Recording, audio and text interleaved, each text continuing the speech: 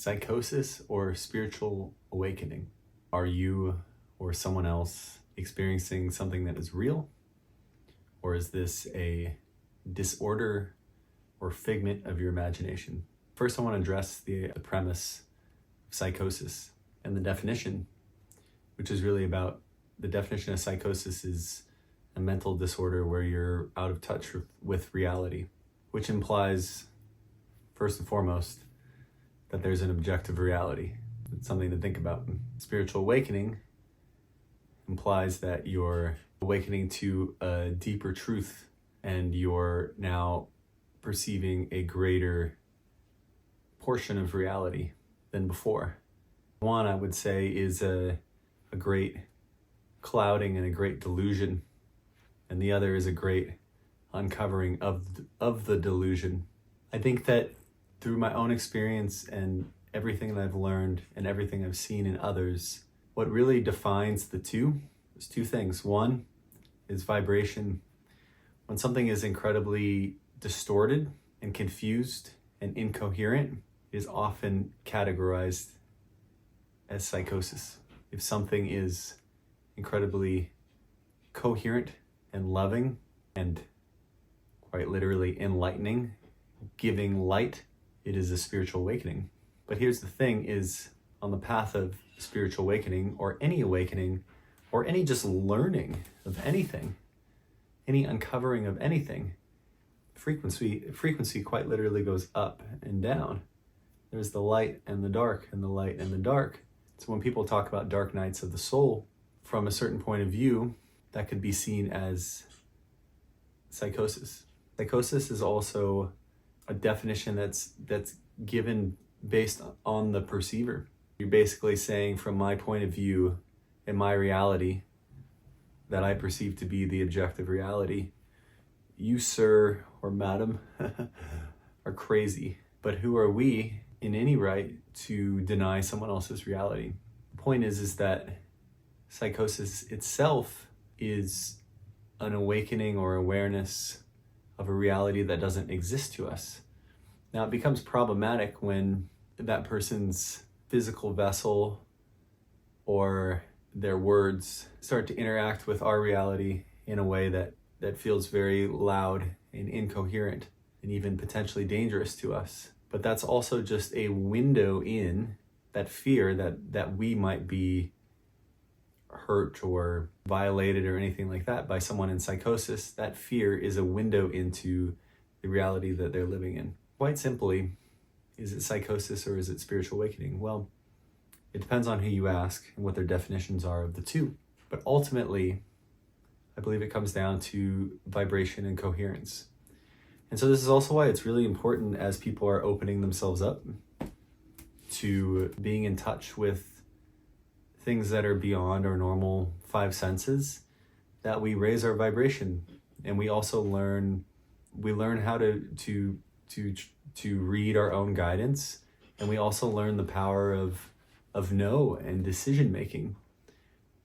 I think that this idea of psychosis, where people get lost in this dream that doesn't exist, or this incoherence, eventually it becomes louder and louder. And you will see this with often see this with people on the street, where they're tuned into a reality or a station or a frequency, and it's gotten so loud they're having a conversation with themselves very loudly in the street, and that is very real to them in that moment.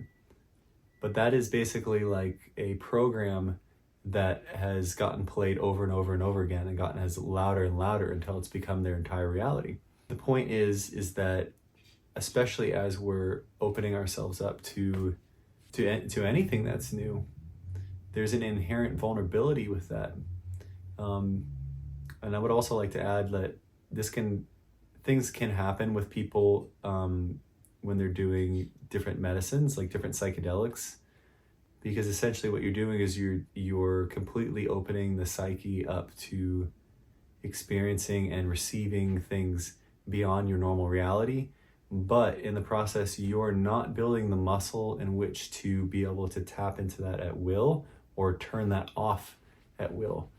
Whether it is through psychedelics or other things, like in my journey was not psychedelics. It was just through it just kind of happened. It probably triggered by yoga, actually, and some other events in my life as well. But once it got triggered, it was like, it felt like something that was uncontrollable in the beginning. People talk about Kundalini awakening. And that's why I actually originally saw the original video that TED Talk about is this psychosis or spiritual awakening. And I'd seen this in a number of people when it's basically an unearthing, an opening of the mind. And when it happens quite quickly and we open up to these new things and the mind doesn't have we don't have the skill sets or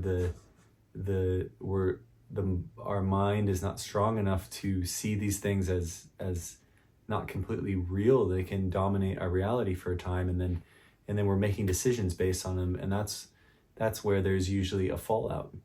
It can also, like a big part of spiritual awakening, can be an unearthing of, just like I was saying, like the dark night of the soul, can be unearthing of old traumas, because that stuff is literally stored in our body, and as we literally let it go and release it, we become aware of it. We can go through these temporary phases where we seem to get lost. But in fact, we're not lost. We're just experiencing such a great shift that we feel very ungrounded and unbalanced. But the good news is that no matter where we're at and what is happening, tools and the answers that we're looking for are available, and it really all comes back down to self-exploration and self-realization and self-knowledge and curiosity. And one of the biggest things in that, and also the ability in which to choose and to know that we have a choice in everything that we're perceiving, and that we don't have to accept everything, and learning to read these different things, these different things that come into our experience, and to see them for what they really are. One of the best tools for that is meditation. And the reason, for many reasons, this works so well, but one of the biggest reasons meditation works so well is that it calms the nervous system down, and it takes the volumes of things and brings them down.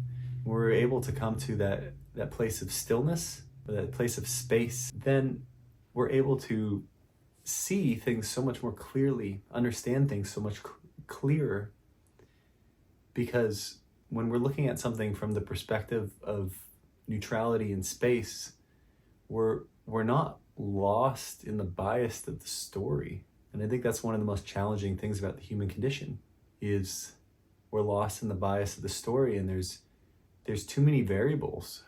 Just like in the question, is it psychosis or spiritual awakening? There's a lot of variables, and there's a lot of variations of each of those variables, and there's infinite nuance in it. Sum up and answer the question, which one is it?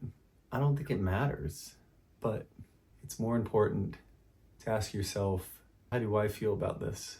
Do I feel like I'm healing? Do I feel like this is purposeful? Or do I feel like I'm getting lost? But more than that, am I taking the ride of fear into infinity?